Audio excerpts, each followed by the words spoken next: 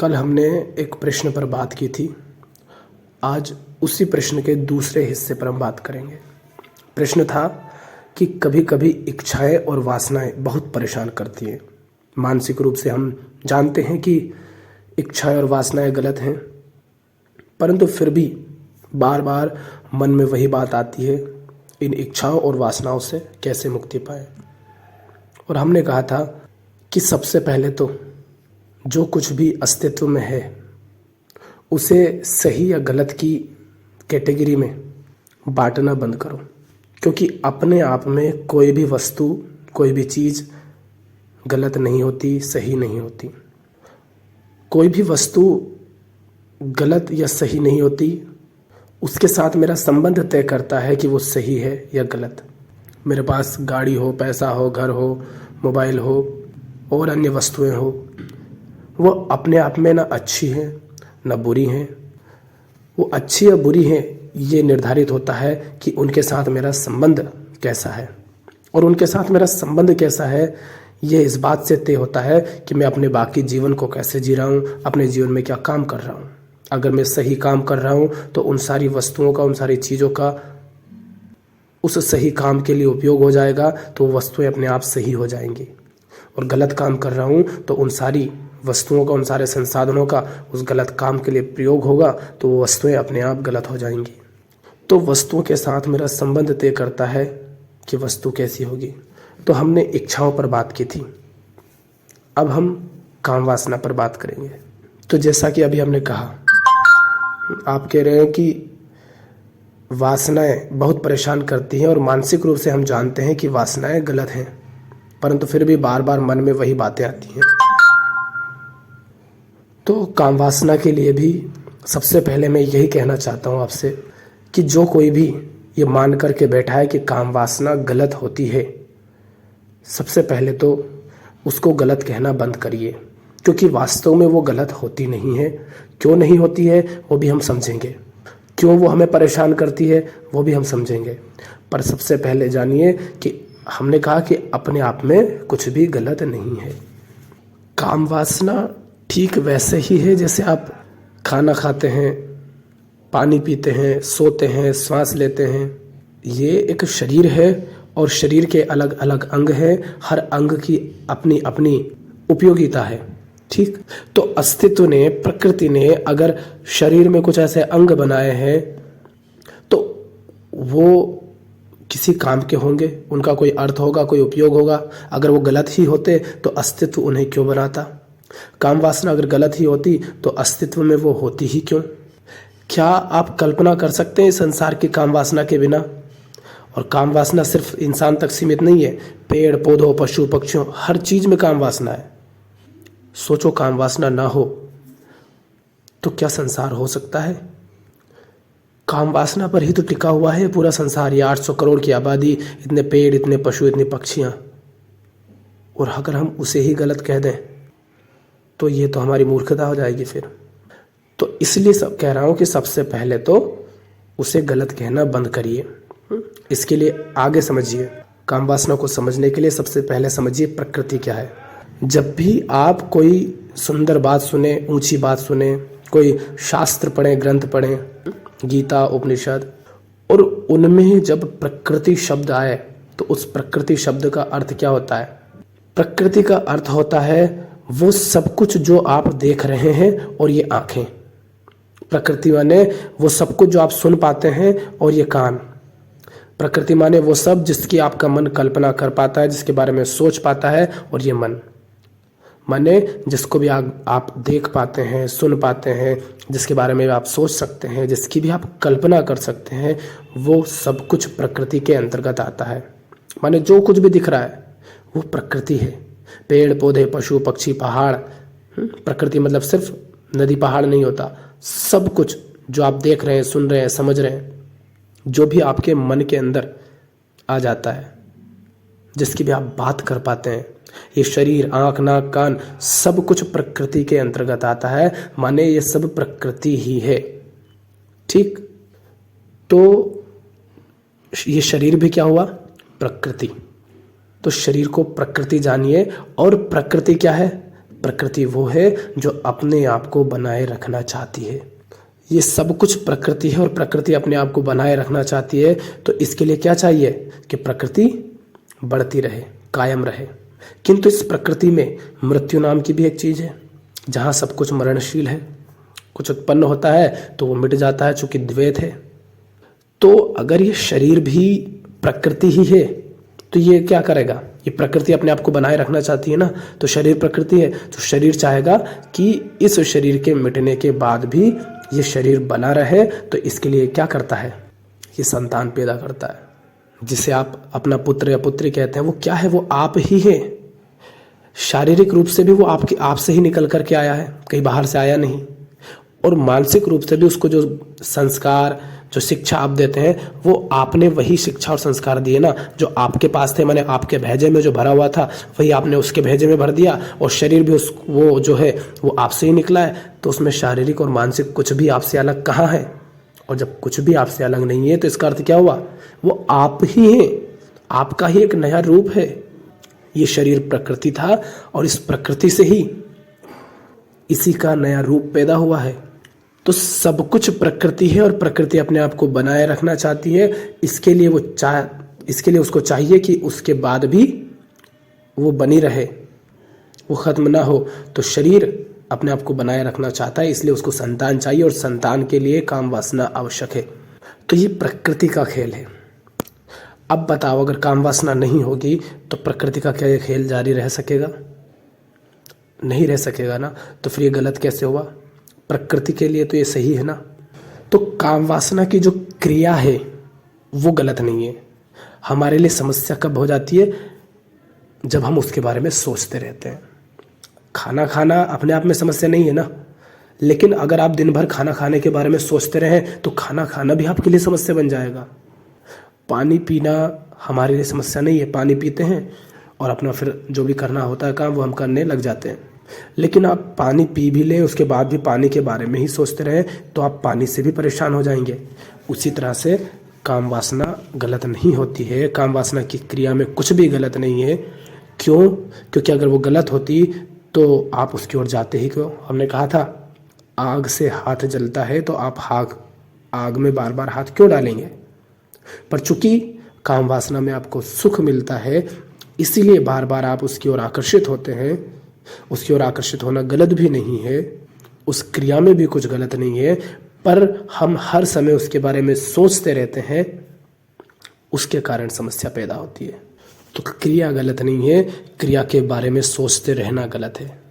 तो ये समस्या जो है ये कहाँ से पैदा होती है उसको समझो, और उसके बाद उससे आप किस तरह बाहर आ सकते हैं उसको आप जानिए। तो अभी हमने क्या बात करी? प्रकृति के बारे में। प्रकृति है, प्रकृति अपने आप को बनाए रखना चाहती है, इसके लिए उसमें काम वासना पाई जाती है, जो कि अपने आप में गलत नहीं है। ठीक, तो एक तो ये शरीर है जो कि प्रकृति है और ये प्रकृति के नियमों के अनुसार ही चलता है, क्योंकि ये अपने आप में प्रकृति है। ठीक, किंतु हम जीते हैं समाज में, हम रहते हैं लोगों के बीच। तो एक तरफ प्रकृति का नियम है, दूसरी तरफ समाज हमें शिक्षा संस्कार देता है, कुछ मान्यताएं देता है। तो समाज जो शिक्षा संस्कार हमें देता है, उन शिक्षा संस्कार के आधार पर हमने काम वासना को गलत कह दिया है। हम कहते हैं काम वासना गलत है। हम कहते हैं स्त्री और पुरुष का साथ रहना गलत है। दो लड़के और लड़कियों को आपस में बात नहीं करनी चाहिए, उन्हें दूर दूर रहना चाहिए। तो एक तरफ प्रकृति का नियम है जो चल रहा है, दूसरी तरफ हमने व्यक्ति के मन में ये बातें डाल दी हैं कि ये गलत चीज है। हमने व्यक्ति के मन में इस बात के प्रति, काम वासना के प्रति घृणा पैदा कर दी है, हिंसा पैदा कर दी है। व्यक्ति के मन में ये हमने बात बैठा दी है कि ये काम वासना, ये काम ऊर्जा, ये गलत है। तो एक तरफ प्रकृति का नियम है, दूसरी तरफ हमने कुछ थोप दिए संस्कार, शिक्षा, गुण, और इन दोनों के बीच चलता रहता है द्वंद्व। मन कहता है ये गलत है और तन कहता है कि इसकी जरूरत है। तन अपनी प्रकृति के अनुसार चल रहा है और मन में हमने जो डाल रखा है वो हमारे द्वारा डाला गया है। और यदि मन में जो बातें डाली गई हैं उसको डालने वाले मूर्ख, अज्ञानी, घटिया लोग हैं, तो बताओ समस्या पैदा होगी या नहीं होगी? शरीर तो अपनी प्रकृति के अनुसार काम कर रहा है ना। भूख तो लगेगी, दिन में आप 3 बार 4 बार खाना खाते हो, प्यास लगेगी, पानी आप 10 बार 15 बार पीते हो, सांस आप हर सेकंड के अंदर लेते हो। तो हर अंग, पूरा शरीर, पूरी प्रकृति अपने नियमों के अनुसार कर्म कर रही है, चल रही है, बह रही है। उसमें बाधा डालना मूर्खता है। किस उम्र में क्या होगा, ये सब कुछ अगर सहज तरीके से चला जाए तो समस्या नहीं होगा। लेकिन हमने नैतिकता के नाम पर, धर्म और संस्कृति के नाम पर कुछ मूर्ताएं गढ़ ली हैं और हर बच्चे के मन में ये बातें बैठा दी हैं कि ये गलत है, ये सही है, ये गलत है, ये सही है। सही और गलत में उसको बांट दिया है। तो इस कारण से समस्या पैदा होती है कि शरीर प्रकृति के अनुसार काम करता है, लेकिन मन को हमने संस्कारित कर दिया है प्रकृति के नियमों के विपरीत, शिक्षा दे दे करके। तो मन प्रकृति के नियमों के विपरीत शिक्षा के द्वारा संस्कारित है, जो कि समाज से, घर से, परिवार से, कथावाचकों से, विद्यालयों से हमें मिली है। और शरीर प्रकृति के अनुसार चल रहा है और दोनों में होती है लड़ाइयाँ, संघर्ष।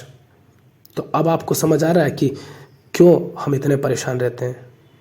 अब ये बात हो सकती है कि अगर हम ऐसा ना करें तो फिर तो हम कभी भी ये हरकतें करते रहेंगे, किसी के भी साथ करते रहेंगे। तो ऐसा नहीं है। आप भोजन आवश्यकता के अनुसार करते हैं, जब भूख लगती है तब करते हैं, अगर आप स्वाद लोलुप नहीं है तो। किंतु आपको ये बात समझनी होगी कि जिस चीज़ को बचपन से ही किसी बच्चे से, किसी व्यक्ति से जितना अधिक छुपाया जाता है, जितना उसे उस चीज़ से दूर रखा जाता है, उसे जानने नहीं दिया जाता है, उस चीज़ की ओर व्यक्ति का मन उतना ही ज़्यादा आकर्षित होता है। एक तरफ हम बचपन से ही बच्चों को ये सिखाते हैं कि ये सब गलत है, तो उसे ये बात तो पता चल जाती है कि ये कुछ चीज़ होती है, बस उसको ये बता दिया गया है कि ये गलत है। तो एक तरफ तो उसको पता होता है, उसको वो ये जानता होता है कि हाँ ऐसी कोई चीज़ है भी अस्तित्व में, पर वो गलत है, ये हमने बता दिया है। तो उसका मन जानता है कि कुछ चीज़ है पर उसे गलत कहा गया है, तो वो उसे जानना चाहेगा। इसलिए इंसान का मन बार बार, जैसे ही एक पुरुष स्त्री को देखता है तो उसकी ओर उसका मन आकर्षित हो जाता है, वो कामुक हो उठता है। क्यों? क्योंकि वो अभी जानता ही नहीं ना। अगर वो जान रहा होता है कि क्या है और क्या नहीं है, तो वो फिर इस तरह से आकर्षित नहीं होता, क्योंकि हकीकत उसको पता है ना। लेकिन जिसको मन नहीं जानता उसकी ओर वो दौड़ना चाहता है, दौड़ा जाता है। तो हमारी परेशानी का कारण है प्रकृति और समाज, इन दोनों के बीच में द्वंद्व, प्रकृति और संस्कार के बीच में द्वंद्व। तो इस द्वंद्व से, इन समस्याओं से मुक्त होने का तरीका यही है कि सबसे पहले तो आप उन सारी धारणाओं, उन सारी मान्यताओं से बाहर आए कि ये गलत होती है। और गलत सिर्फ इसलिए नहीं होना है कि मान लिया, अभी हमने बात करी है कि क्यों वो गलत नहीं है। ये जान करके, ये समझ करके अपने मन से एकदम सारी मूर्खताओं को त्याग दो, उनको हटा दो कि ये कुछ भी गलत है नहीं, और उन सब के प्रति सहज हो जाओ। क्योंकि जब तक आप उन्हें गलत कहते रहेंगे तब तक वो आपके मन में घूमती रहेगी। क्योंकि अगर आपको ये याद रखना है कि कुछ चीज़ गलत है, उसके पास नहीं जाना है, कुछ गलत है उसके पास नहीं जाना है, तो आपको ये बात याद रखनी पड़ेगी ना कि हाँ ये चीज़ है, ये गलत होती है, इसके पास नहीं जाना है। तो उसको याद रखोगे तो कैसे आप उससे मुक्त हो पाओगे? तो उसको सही या गलत कहना ही बंद कर दो और उन सारी क्रियाओं के प्रति सहज हो जाओ, ठीक वैसे ही जैसे आप जीवन के अन्य क्रियाओं के प्रति सहज हैं। खाना पीना, रहना, सोना, बोलना, बात करना, सांस लेना। एक बात बताओ, अभी मान लो आप मुझे नहीं जानते, मैं आपको नहीं जानता, हमारी थोड़ी सी बात होती है तो हम एक दूसरे के बारे में कल्पना करेंगे, सोचेंगे। क्यों? क्योंकि हम दोनों को पूरा नहीं जानते, ना आप मुझे जानते, ना मैं आपको। तो आप कल्पना करोगे, आप सोचोगे, विचार करोगे। पर अगर मैं आपके साथ ही हूँ, आपके पास ही बैठा हूँ, आपसे ही बात कर रहा हूँ, क्या तब आप मेरे बारे में सोचेंगे, विचार करेंगे? नहीं ना। तो हम विचार या कल्पना भी किसके बारे में करते हैं? उसके बारे में जिसको हम जानते नहीं हैं। तो ये जो पूरी प्रक्रिया है, काम वासना, काम ऊर्जा, इस सब को अगर आप अच्छी तरह से जानते हैं तो फिर आपका मन भी इसके बारे में सोचना, विचार करना, कल्पना करना बंद कर देगा। और हमने कहा कि हमारी समस्या क्या है? हमारी समस्या काम वासना की वो क्रिया नहीं है, क्योंकि वो समस्या होती तो हम उसकी ओर आकर्षित होते ही नहीं। हमारी समस्या है कि उस क्रिया के बावजूद हम उसके बारे में सोचते रहते हैं, तो वो सोचते रहना हमारी समस्या है। किंतु जब आप उस बात को पूरी तरह से अच्छे से समझते हैं कि ये क्या है, ये क्यों है, ये कैसे होती है, तब आप उसके बारे में सोचना, उसके बारे में कल्पना करना बंद कर देते हैं। आपका मन उन सब से बाहर हो जाता है, उन सब से मुक्त हो जाता है, क्योंकि हकीकत आप जानते हैं, फिर आप व्यर्थ की कल्पना नहीं करेंगे। तो हमने कुछ बातें की हैं, एक बार उनको समझ लो। क्या? एक है प्रकृति। प्रकृति अपने नियमों के अनुसार चलती है। ये शरीर भी प्रकृति है और ये अपने आप को बनाए रखना चाहता है। इसके लिए काम ऊर्जा पाई जाती है और वो अपने नियमों के अनुसार कर्म करती है, बहती रहती है। वो वैसे ही रहेगी, हम उसको नहीं बदल सकते, हम उसको ख़त्म नहीं कर सकते। प्रकृति अपने नियमों के अनुसार चलेगी। हम क्या कर सकते हैं कि बाहर से हम पर जो संस्कार, शिक्षा के माध्यम से मूर्खताएं, मूढ़ताएं, मान्यताएं, धारणाएं थोपी गई हैं, हम उनकी जांच परख करें कि वो सही है या गलत। और गलत है तो हम उनको त्यागें, हम उनसे मुक्त हो जाएं, ताकि इन दोनों के बीच संघर्ष ना हो। फिर हमने कहा कि काम वासना की क्रिया में कोई समस्या नहीं है, उसमें कुछ भी, वो हमारे लिए समस्या नहीं है। हमारे लिए समस्या है उसके बारे में सोचते रहना। और हम सोचते कब रहते हैं? तब जब हम उसके बारे में कुछ नहीं जानते। तो उससे मुक्त होने का तरीका यही है कि उसके बारे में पूरी तरह से जान लिया जाए, उसको समझ लिया जाए, ताकि उसके बाद उसके बारे में कल्पना करने के लिए कुछ बचे ही ना। तो उसको जाना जाए, जो गलत धारणाएं, मान्यताएं, संस्कार हमें दे दिया है, उनसे मुक्त हुआ जाए। इसी के साथ हमने शुरू में बात की थी कि काम वासना भी गलत भी हो सकती है, सही भी हो सकती है। ये निर्भर करेगा उसके साथ हमारा संबंध कैसा है।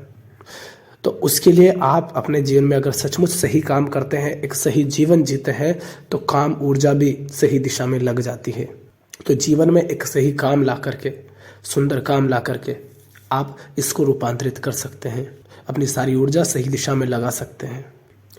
तो शायद इतने में आपको समझ आया होगा कि काम वासना क्या है, क्यों है, कैसे काम करती है, क्यों हम उससे परेशान होते हैं और किस तरह हम उससे मुक्त हो सकते हैं। और काम वासना से मुक्त नहीं होना है, काम वासना के बारे में जो गलत धारणाएं हमने पाल रखी है, जिसके कारण हम परेशान होते हैं, हमें उन परेशानियों से मुक्त होना है, उन द्वंद्वों से, उन संघर्ष से मुक्त होना है। काम वासना से मुक्त होने की ज़रूरत ही नहीं है, वो अपनी जगह ठीक है। ये जो व्यर्थ के बाबा जी लोग बकवास करते हैं कि काम वासना गलत है, कर दो सारे ब्रह्मचारी। ब्रह्मचारी कहते हो ना उनको। कहाँ से आ जाएंगे तुम्हारे भक्त लोग? इतने इंसान ही नहीं होगा तो तुम भी कहाँ से आ जाओगे? तुम भी तो वहीं से आए हो ना। तो उसको गलत मत कहो, अपने संबंध ठीक करो उसके साथ। आज के लिए इतना ही, धन्यवाद।